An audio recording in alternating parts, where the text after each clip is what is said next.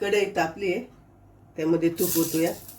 इथे आपण बिटाचा किस करून घेतलाय, तो टाकून घेऊ.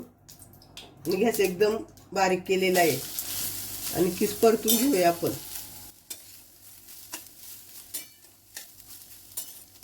आपण बारीक गॅसवरच परतून घेतोय.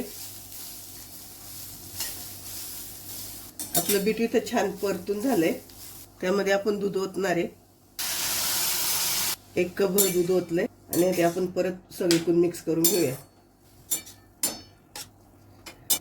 दूध टाकल्यानंतर आपण परतून घेतलाय चांगला, तर त्यावर आपण झाकण ठेवूया. आणि आपला गॅस बारीकच आहे. आपण झाकण उघडून बघू. इथं आपल्याला बीट शिजवून घ्यायचे पूर्णपणे. आपण परत एकदा झाकण ठेवून घेऊ. अजून आपलं बीट शिजलं नाही, आपल्याला पूर्ण बीट शिजवून घ्यायचंय. आपण झाकण उघडून बघू. स्टीलचं भांडं असल्यामुळे थोडंसं खाली लागतं. म्हणजे असं जाडबुड असेल ते घ्या. आपला बीट शिजलंय छान.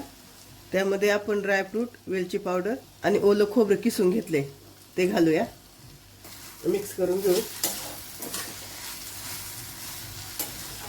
ओलं खोबरं घातलं की बिटाच्या हलव्याला छान चव येते.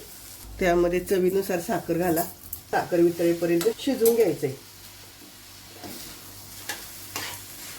अगदी 2 मिनिटासाठी झाकण ठेवून घेऊ, म्हणजे साखर वितळी जाईल पटकन. आपण झाकण काढू. साखरेला पाणी सुटले आपल्या.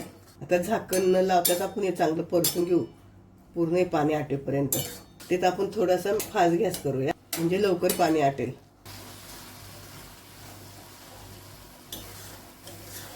इथं आपले साखरेचं पाणी आटले आणि आपला बिटाचा हलवा पण तयार झालाय.